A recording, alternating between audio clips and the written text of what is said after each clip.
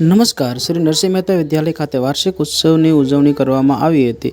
આ કાર્યક્રમમાં શાળા પરિવાર, વાલીગણ તેમજ આમંત્રિત મહેમાનો ઉપસ્થિત રહ્યા હતા. આ ઉત્સવની શરૂઆત સૌપ્રથમ દીપ પ્રાગટ્ય દ્વારા કરવામાં આવી હતી. ત્યારબાદ વિદ્યાર્થીઓએ મનોહર સાંસ્કૃતિક કાર્યક્રમ રજૂ કરી સૌને મંત્રમુગ્ધ કર્યા હતા, જેમાં નૃત્ય, દેશભક્તિ ગીત, જુદા જુદા પ્રકારના નાટકો જેવી કૃતિઓ રજૂ કરવામાં આવી હતી.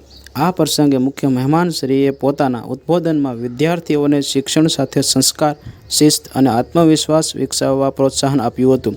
તેમજ શાળાના આચાર્ય શ્રી ધર્મિષ્ઠાબેન ગોસ્વામીએ પણ બાળકોને શૈક્ષણિક, સહશૈક્ષણિક અને રમતગમત ક્ષેત્રે થયેલી સિદ્ધિઓની માહિતી આપી હતી. આ ઉપરાંત બાળકોને ઇનામ આપી પ્રોત્સાહિત કરવામાં આવ્યા હતા. આભાર.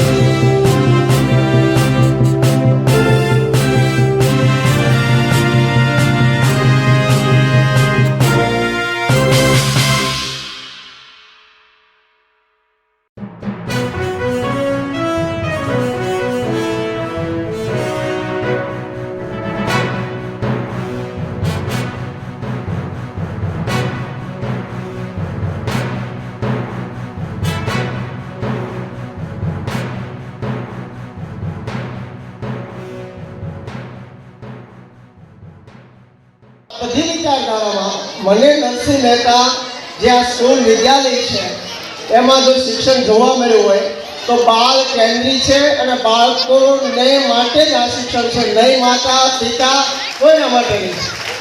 અને ખાસ કરી ધર્મિષ્ઠાબેનને જોઈને મને ગીજુભાઈ બધેકા, નાનાભાઈ ભટ્ટ, હરભાઈ ત્રિવેદી, મોન્ટેસરી, આ મનુભાઈ પંડ્યા, આ બધા લોકો યાદ આવે. શું કામ કે તમે જોયું એટલે બાળકો સાથેનો વ્યવહાર કેવો છે એ વસ્તુ સૌથી અગત્યની જોવા મળી.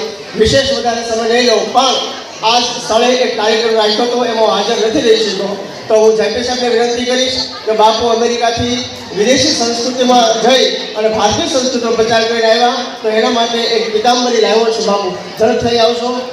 જયપી સાહેબને વિનંતી કરું કે પિતાંબર આપી અને ભાગવત બાપુનું સંજય આપણા વક્તવ્યમાં ઓછો રસ હોય છે, એટલે એક